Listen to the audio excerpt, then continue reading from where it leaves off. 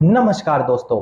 मैं दीपक शर्मा अंग्रेश आपका स्वागत करता हूं द लीगल चैम्बर में। अब दोस्तों, आज की वीडियो के अंदर हम ऑनरेबल सुप्रीम कोर्ट का एक बड़ा महत्वपूर्ण टॉपिक आप सभी लोगों के लिए लेकर आए हैं। जी हां, अक्सर लोगों के मुझसे कॉल पर जब कंसल्टेशन हो रही होती है तो एक बेसिक चीजें वो पूछते हैं, सर क्या हम अपनी तरफ से बनाई गई रजिस्टर्ड वसीयत को सेफ समझें या फिर रजिस्टर्ड वसीयत को भी चैलेंज किया जा सकता है। अब इसको केवल हम वसीयत तक ही सीमित नहीं रखेंगे। क्या रजिस्टर्ड सेल डीड को, गिफ्ट डीड को, जीपीए को, क्या एक रजिस्टर्ड दस्तावेज को कानून में जाकर चैलेंज किया जा सकता है? मतलब कि कोर्ट में खड़े होकर उसको चैलेंज करके कैंसिल कराया जा सकता है।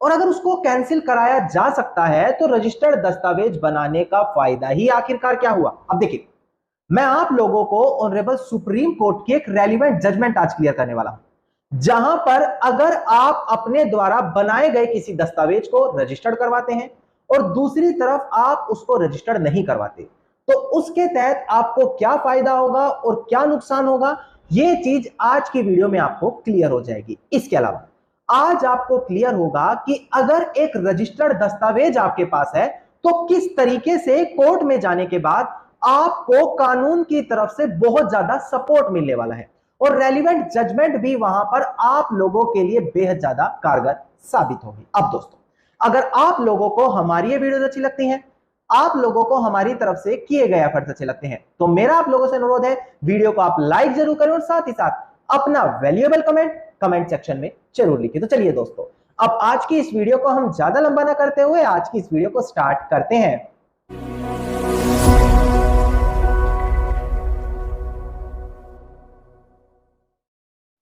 अब दोस्तों, सबसे पहले वीडियो की स्टार्टिंग में आप लोगों को एक इंपॉर्टेंट पॉइंट क्लियर कर दिया जाए। देखिए, अगर आप लोगों की कोई भी लीगल समस्या है, आप लोग हमारे थ्रू पर्सनली कंसल्टेशन यानी कि लीगल एडवाइस या डिस्कशन करना चाहते हैं तो डिस्क्रिप्शन में आप लोगों को एक नंबर दिया है, उस नंबर पर आप कॉल करके अपनी कॉल बुक कराते हुए डायरेक्टली हमारे थ्रू कंसल्टेशन कर सकते हैं।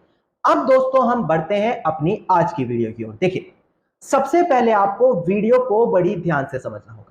कई बार लोग कॉल करके स्पेशली एक ही क्वेश्चन पूछते हैं जो 80% वसीयत के केसेस में होता है कि सर एक रजिस्टर्ड वसीयत हमारे पिताजी ने या हमारे दादाजी ने बनाई है और उस वसीयत के तहत हमें संपत्ति से वंचित कर दिया गया, जबकि आज तक हमारा कोई वाद विवाद नहीं हुआ और हमें पता है धोखे में रखकर हमारे पिताजी से या दादाजी से वो वसीयत करवाई गई है।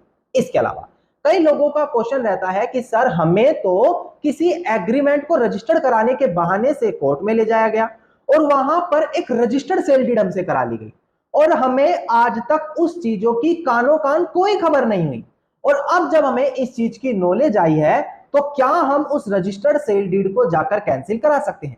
और ठीक इसी तरीके से हर रजिस्टर्ड दस्तावेज, चाहे गिफ्ट डीड हो, पावर ऑफ अटॉर्नी हो, एग्रीमेंट टू सेल हो, यह चीज लोगों की मुझसे लगातार पूछी जाती है कि सर क्या धोखे से बनवाया गया रजिस्टर्ड दस्तावेज कैंसिल करवाया जा सकता है? तो दोस्तों, मेरा जवाब होगा जी हां, बिल्कुल करवाया जा सकता है, पर बर्डन ऑफ प्रूफ उसी व्यक्ति के ऊपर आएगा जो उस दस्तावेज को चैलेंज कर रहा है। जी हां दोस्तों, अगर आप section 101 of Indian evidence act यानी कि भारतीय साक्ष्य अधिनियम को देखते हैं तो वहां पर बर्डन ऑफ प्रूफ के बारे में बताया गया है, यानी कि जो व्यक्ति कोर्ट के सामने खड़ा होकर किसी भी प्रकार की रिक्वेस्ट करता है तो बर्डन ऑफ प्रूफ उसी व्यक्ति के ऊपर आता है जो कोर्ट के सामने रिक्वेस्ट कर रहा है कि मेरे इन फैक्ट के बेस पर यह डिसीजन दिया जाए। नाउ दोस्तों, अगर एक रजिस्टर्ड दस्तावेज है और आप क्लेम कर रहे हैं कि वो तो धोखे से बनवाया गया है तो बर्डन ऑफ प्रूफ आप ही लोगों के ऊपर आ गया। आपको ही कोर्ट में साबित करना पड़ेगा कि किस प्रकार से आप लोगों के साथ धोखाधड़ी हुई है। उदाहरण के तौर पर चलो कि वसीयत का एग्जांपल ले लेते हैं। रजिस्टर्ड वसीयत बनवा ली गई है और वसीयत में इतनी गलतियां हैं कि वसीयतकर्ता जो था उसको खुद को पता था कि मेरी संपत्ति कितनी कहां पर कितनी कितनी है, और जब वो एक रजिस्टर्ड कागज बनवा रहा है तो वो इतनी बड़ी गलतियां तो नहीं कर सकता। दूसरी चीज, रजिस्टर्ड वसीयत बनवाते समय उसकी तबियत भी ठीक नहीं थी, मेडिकल सिचुएशन ठीक नहीं थी, तो ये रेलिवेंट चीजें होती है जो ये दर्शा सकती है कि हाँ, वसीयत के पीछे कुछ सस्पिशियस सर्कमस्टांसेस रहे हैं, नहीं तो एक वसीयतकर्ता कभी भी इस प्रकार से कोई रजिस्टर्ड वसीयत तैयार नहीं करेगा। बेसिकली बर्डन ऑफ प्रूफ आपके ऊपर ही वहां पर आया था, जो आप उस रजिस्टर्ड वसीयत को अब टेंजिबल एविडेंस के साथ साबित करेंगे कि वो फ्रॉडली बनवाई गई है। बेसिकली दोस्तों एक चीज और समझिएगा कि अगर आप एक किसी रजिस्टर्ड दस्तावेज को साबित करना चाहते हैं कि ये गलती से धोखे से बनवाया गया है, तो वहां पर कोई भी लिमिटेशन टाइम एक्ट नहीं करता। जैसे कि आपको पता होगा सेल डीड को चैलेंज करने की एक समय सीमा होती है, वो 3 सालों की होती है।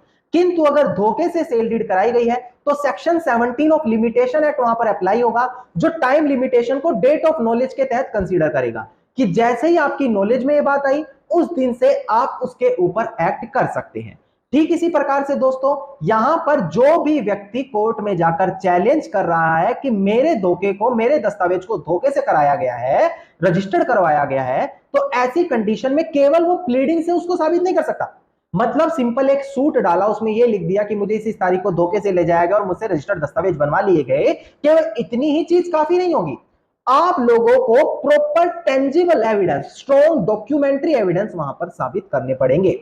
ये सारी चीज रेलिवेंट जजमेंट में आगे क्लियर की गई है। अब अगर आप कोई रजिस्टर्ड दस्तावेज चैलेंज करने जा रहे हैं तो इस वीडियो को पहले पूरा देखें और इस जजमेंट को पूरी तरीके से समझें, ताकि पूरा का पूरा कंसेप्ट क्लियर आपको हो जाए। अब सबसे पहले डिस्प्ले पर आपको केस टाइटल दिखाई देगा, उसके बाद केस के फैक्ट्स और बैकग्राउंड में आपको क्लियर करूंगा, और आखिर में जो ऑनरेबल सुप्रीम कोर्ट ने क्लियर किया वो चीज यहां पर आपको क्लियर की जाएगी दोस्तों। अब दोस्तों डिस्प्ले पर ध्यान दीजिएगा, आपको केस टाइटल साफ साफ दिखाई दे रहा होगा। केस टाइटल है हमारा रतन सिंह एंड अदर, जो प्रेजेंट केस में अपीलियंट है, versus Nirmal Gill and other, जो प्रेजेंट केस में रिस्पोंडेंट है। इसके अंदर सिविल अपील नंबर है इसका 3681 3682 ऑफ 2020। ठीक इसी प्रकार से 16 नवंबर साल 2020 की ये जजमेंट है ऑनरेबल सुप्रीम कोर्ट की, यानी कि ऑल ओवर इंडिया इस जजमेंट का जुरिडिक्शन चलने वाला है। अब केस के फैक्ट्स और बैकग्राउंड में आपको क्लियर करूंगा, यहां से वीडियो बिल्कुल ध्यान से देखिएगा, बिना मिस कीजिए। अब दोस्तों यहां से आपको केस के फैक्ट्स बड़ी ध्यान से समझने होंगे। देखिए, प्लेंटिफ की तरफ से साल 2001 में एक केस डाला गया है। प्लेंटिफ का कहना है कि जब उनके पिताजी का देहांत हुआ तो प्रॉपर्टी के अंदर दाखिल खारिज कराने के लिए, यानी कि म्यूटेशन कराने के लिए, अपना नाम अपडेट कराने के लिए साल 1990 में 1990 में हम सबको रजिस्ट्रार ऑफिस ले जाया गया, और इसी बीच वहां पर हमसे धोखे से एक रजिस्टर्ड पावर ऑफ अटॉर्नी करवा ली गई। नाउ उस पावर ऑफ अटॉर्नी का इस्तेमाल करते हुए हमारी प्रॉपर्टी को धोखे से आगे बेच दिया गया। अब प्लेंटिफ यहां पर उस एक्ट को फ्रॉडुलेंट बताते हुए उस सेल डीड को चैलेंज कर रहा है और यह कह रहा है कि प्रॉपर्टी पर मेरा ही पोजेशन है, मेरे को ही उसका मालिकाना हक मिलना चाहिए, कारण क्योंकि वो तो हमसे धोखे से कराई गई है। अब दोस्तों इस प्लेंट के बाद ट्रायल कोर्ट ने इस सूट को ही डिसमिस कर दिया, मतलब कि जो एक केस दाखिल किया गया है इसको डिसमिस कर दिया गया। अब प्लेंटिफ आगे अपीलियंट कोर्ट के सामने पहुंचता है। अपीलियंट कोर्ट भी यहां पर इस सूट को डिसमिस कर देती है, अपील को खारिज कर देती है। नाउ अब ये मैटर आगे ऑनरेबल हाई कोर्ट के सामने गया। ऑनरेबल हाई कोर्ट ने ट्रायल कोर्ट की फाइंडिंग्स को ही पलट दिया। उनका मानना है कि ये इस प्रकार का एक्ट फ्रॉडुलेंट में काउंट होगा और अपील की सुनवाई होनी चाहिए। नाउ दोस्तों यहां पर जो डिफेंडेंट है ये आगे चलकर ऑनरेबल सुप्रीम कोर्ट का दरवाजा खटखटाते हैं। अब ऑनरेबल सुप्रीम कोर्ट के सामने यही क्वेश्चन आता है कि साल 1990 में अगर पावर ऑफ अटॉर्नी धोखे से कराई गई है जिससे सेल डीड एग्जीक्यूट की गई थी, तो क्या आज 11 सालों बाद उस चीज को चैलेंज किया जा सकता है? क्या लिमिटेशन एक्ट यहां पर कोई भी काम नहीं करेगा? दूसरी चीज, क्या केवल कोर्ट में खड़े होकर यह बोल देने से, प्लीडिंग्स कर देने से कि हमसे तो धोखे से कराई गई है, ये इनफ एविडेंस माना जाएगा और केवल इसी बिहाफ से ही उस डीड को कैंसिल किया जा सकता है? अब देखिए ऑनरेबल सुप्रीम कोर्ट के सामने यही क्वेश्चन आया है। ऑनरेबल सुप्रीम कोर्ट ने यहां पर सबसे पहले दो रेलिवेंट जजमेंट का इस केस में रेफरेंस दिया। ये दोनों जजमेंट में सबसे पहले डिस्प्ले पर दिखाकर आपको क्लियर कर देता हूं ताकि दोनों जजमेंट को आप अपने केस में भी यूज कर सकें। देखिएगा दोस्तों डिस्प्ले पर आपको दिखाई दे रहा होगा जो पहली जजमेंट है Prem Singh and others versus Birbal 2006 5 SCC 353, ये इसका साइटेशन नंबर है। इसमें यही कहा है कि हमेशा प्रिजम्पशन यही होगा, यही माना जाएगा कि जो एक रजिस्टर्ड कागज है वो वैलिड तरीके से ही एग्जीक्यूट हुआ है, यानी कि उसमें कोई भी फ्रॉडुलेंट एक्टिविटी नहीं हुई, कभी भी ये चीज नहीं मानी जाएगी। एक रजिस्टर्ड दस्तावेज अगर हमारे सामने चैलेंज किया गया है तो प्रिजम्पशन यही होगा कि वो वैलिडली तैयार किया गया था। इसी प्रकार से जो दूसरी जजमेंट है अनिल ऋषि वर्सेस गुरबख्श सिंह 2006 5 SCC 558। यहां पर यही हेल्ड किया था कि जो बर्डन ऑफ प्रूफ है वो कब शिफ्ट होगा। देखिए अगर कोर्ट में प्लेंटिव केस डाल रहा है तो प्लेंटिव के ऊपर बर्डन ऑफ प्रूफ आ गया, पर वो कभी शिफ्ट होकर डिफेंडेंट के ऊपर भी जा सकता है, यानी कि वो पार्टी जिसके ऊपर यह आरोप है कि उसने धोखे से दस्तावेज तैयार करे हैं, वो कब शिफ्ट होगा, जब यहां पर कोई टेंजिबल एविडेंस कोर्ट के सामने रखा जाएगा। केवल इतना कह देने से कि हमारे बीच तो फिड्यूशियरी रिलेशनशिप था और इस तरीके का धोखा देना आम है, तो ऐसे कहने से बर्डन ऑफ प्रूफ शिफ्ट नहीं होगा। पहले प्लेंटिफ को एक टेंजिबल एविडेंस, एक स्ट्रॉन्ग डॉक्यूमेंट्री एविडेंस कोर्ट में लाना पड़ेगा। आफ्टर दैट जो बर्डन ऑफ प्रूफ है वो प्लेंटिफ से हटकर डिफेंडेंट के ऊपर आ जाएगा कि वो ये चीज साबित करे कि ये टेंजिबल एविडेंस झूठा है या फिर वैलिड नहीं है, और ये जो दस्तावेज एग्जीक्यूट हुआ है, जो भी रजिस्टर्ड दस्तावेज है, वो वैलिडली तरीके से कराया गया है बिना फ्रॉडुलेंट एक्टिविटी के साथ।